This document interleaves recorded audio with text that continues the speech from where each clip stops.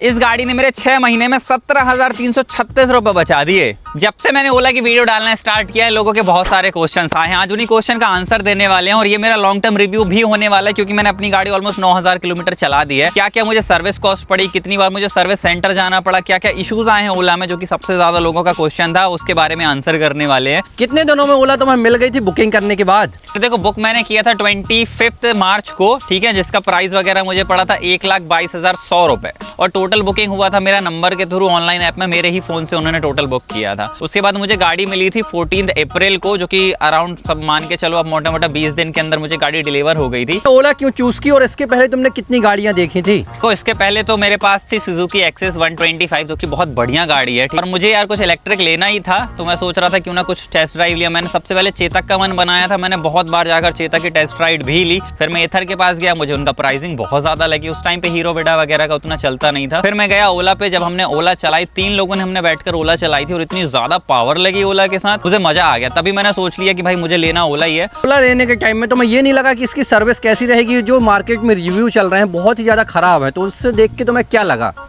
यार देखो, सर्विस का मुझे डाउट तो था कि सर्विस पता नहीं कैसी मिलेगी, और मुझे ये भी पता था कि अगर ओला ले रहा हूँ ना मैं, तो बहुत सारी चीज़ें तो मैं खुद ही कर सकता हूँ। मतलब मुझे किसी और के पास जाने की ज़रूरत नहीं है, और अगर कुछ मेजर इशू होगा भी तो फिर देखा जाएगा तभी पे। गाड़ी तो फिर भी अच्छी मिल रही है ना। एक और चीज़, जब मैं शोरूम में पता करने गया था, तो मैंने जितने भी वहाँ पे मैकेनिक्स थे, उनमें से कुछ मेरे फ्रेंड्स भी थे, नोन भी थे, उनसे मैंने पूछा 3rd जनरेशन में कोई इशू आ रहा है या नहीं, तो उन्होंने बताया था नहीं भाई, अभी तक तो 3rd जनरेशन में कोई भी इशू नहीं आया। यही सब चीज़ों को देखते हुए मैंने ओला बुक कर दी। और सर्विस की बात थी तो ऑलरेडी जैसे मैंने बताया मेरे नोन पर्सन थे, तो वो थोड़ा एडवांटेज मिल जाता है। 4th क्वेश्चन, इसकी चार्जिंग टाइम कितना है और रेंज कितनी देती है फुल चार्ज होने के बाद? यार देखो, मेरी गाड़ी मेरे से 3 या 4 बार 0% तक भी जा चुकी है, जो कि नहीं ले जाना चाहिए। 20% के नीचे अगर आपकी गाड़ी जाती है तो वो डीप डिस्चार्ज में जा सकती है, जहां पर कंपनी वारंटी वगैरह कुछ नहीं देती और गाड़ी खत्म समझ लो फिर। तो मेरी जब 0 हो गई थी तो मैंने चार्ज किया था अराउंड 5.5 से 6 घंटे, मतलब बीच का कोई टाइम था, लेकिन मैंने नाइट में लगा के छोड़ दिया था। सुबह मुझे चार्ज मिली थी और ऑटोमेटिक इसका चार्जर बंद हो जाता है। यही बात रेंज की। तो अब मुझे, अगर मैं प्रैक्टिकल रेंज बोलूँ, जब मैंने चेन क्लीन करी है, सबसे बड़ा इसका पॉइंट है कि चेन क्लीन होनी चाहिए, तो मुझे अराउंड रेंज मिल जाती है 150 to 160 on eco mode city के अंदर।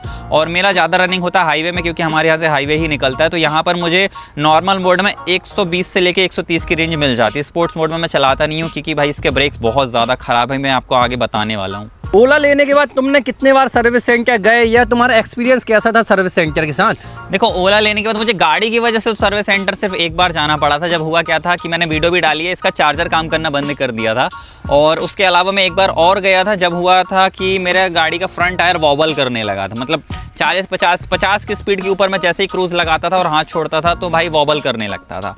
ये कोई बड़ा इशू नहीं था, एक छोटा सा यहाँ पर बोल्ट रहता है सामने, वो ढीला हो गया था, उसकी वजह से वो सही कर दिया उन्होंने 5 मिनट के अंदर। और रही बात चार्जर की, तो चार्जर का यार उन्होंने टेम्परेरी सॉल्यूशन कर दिया था। ऊपर एक PRCD करके एक सॉकेट लगा रहता है, उसको निकाल कर उन्होंने नॉर्मल सॉकेट लगा दिया। चार्जर स्टिल अभी भी वर्किंग पर है और अभी तक PRCD नहीं आया है ओला पर, ठीक है, उनके सर्विस सेंटर पर। तो भाई सर्विस में डिले तो है, लेकिन मेरा काम चल रहा है। लोग ओला लेते हैं पैसे बचाने के लिए, तुम्हारे कितने पैसे बचे हैं इसको लेने के बाद, और तुम्हारा क्या एक्सपीरियंस था इस गाड़ी के साथ? देखो भाई, सच में EV स्कूटर में पैसे तो बहुत ज़्यादा बचते हैं। इसके पहले जैसे मैंने बताया, मेरे पास सुजुकी एक्सेस 125 थी, जिसमें मुझे 1 किलोमीटर जाना है तो उसमें मुझे 2 रुपये लगते थे। मतलब अगर मैं 100 का पेट्रोल डलाता हूँ तो मैं 50 किलोमीटर जा सकता था, ठीक है। लेकिन जब से मैंने ये लिए, ये मैंने चला दी है अराउंड 9,000 किलोमीटर, तो मेरा तो भाई बहुत पैसा बचा है। इसकी पर किलोमीटर कॉस्ट मुझे पड़ती है 0.20, मतलब 20 पैसे पर किलोमीटर पड़ता है, बहुत ज़्यादा कम भी हो गया। और रही बात पैसे लगाने की, जो मैंने इस गाड़ी में लगाए हो, तो देखो भाई, मैंने ज़्यादा पैसे नहीं इन्वेस्ट करे हैं। मैंने सिर्फ एक बार इसका चेन लूप और क्लीन मंगाया था, जो कि 4-5 महीने पहले मंगाया था, वो अभी भी चल रहा है। 500-600 रुपए का वो आया था। का मिरर भी इवन टूटा हुआ है, ये मुझे मिल नहीं रहा मार्केट में।